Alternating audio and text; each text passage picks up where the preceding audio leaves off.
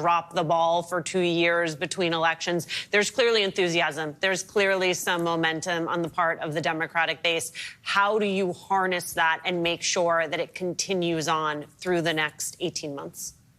That's exactly right. I was out at one of the hands-off rallies in Ferndale, just north of Detroit yesterday, and thousands of people came out. And when you saw what people were protesting for, it was the basics. It is our foundation. It was for Medicare, Medicaid, Social Security, our jobs, our ability to vote. The things that make the United States, and people are angry to see that Donald Trump is stripping that away from us. It's not enough just to show up at a rally, though. So my hope is that people channel this energy into how we actually rebuild power. And that's exactly why I'm running for U.S. Senate. So I hope that if people are feeling this energy, that they will join me and learn more at mcmorrowformichigan.com. We've got a long campaign ahead, but we will be laying out a positive vision, a new American dream for people that is centered on success, safety, and sanity, most importantly, to get out of this moment and get back to building a government that actually works for people. What do you think you bring to the United States Senate that they are lacking right now within the Democratic caucus? So this is not my father's GOP. Michael, this is not even your GOP. This is... Trump has broken this party and remade it in his image. And it is a party that cares fundamentally about tearing it all down, about violating laws, violating the Constitution, and protecting one man, and that's Donald Trump.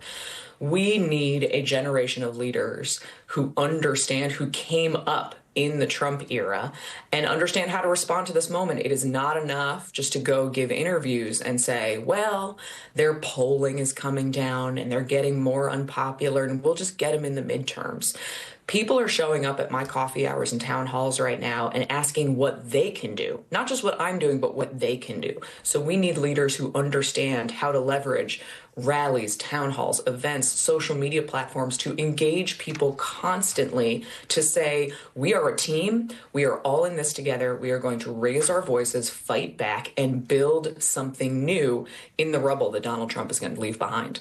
So can I work with you a little bit on what you just said? Because I find it interesting and I think very important for what comes next, because it's not just, as folks want to do, the political piece, the exclusively political thing. You know, as a Democrat, I'm going to do this. Okay, fine, you're going to do this. But I think the country is looking for a broader perspective that's much more inclusive, because there are Republicans like myself and independents out there that are looking for leaders who can stand up to what is quickly become the deconstruction of our government. We all want reforms. A lot of us have argued for that. You made the point about the Republican Party is not the party that I led, for sure.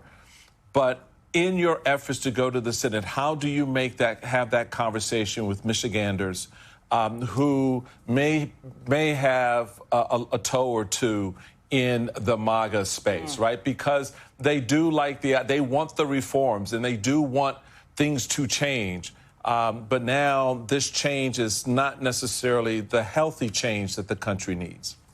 That's exactly right. And there is a difference between fighting to protect institutions and defending the status quo. I am a millennial. I am part of the first generation that, by and large, is going to do worse than our parents. I graduated college right into the recession. I wanted to be a car designer in 2008, possibly the worst time in American history to try to enter that career. I spent a few nights living in the back of my car. I did not have any health insurance. The Affordable Care Act didn't exist yet. And I talked to people, Republican, Democratic, and in between, who look at institutions and say, it has not been working for me. So it's not enough to just go back to the way that things were.